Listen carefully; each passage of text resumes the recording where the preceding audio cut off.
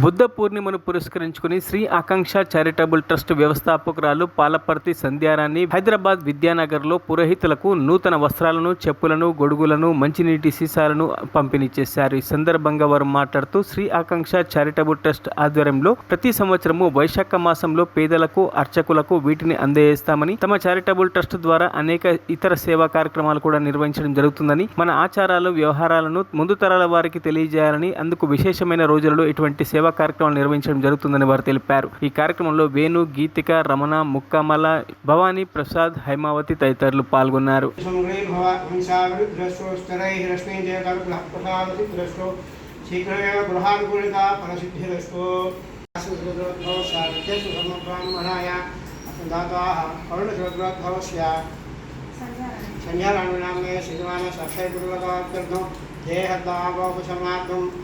చత్ర బాలుగా వస్త్రభ్యం తమ సంప్రదతే నమః.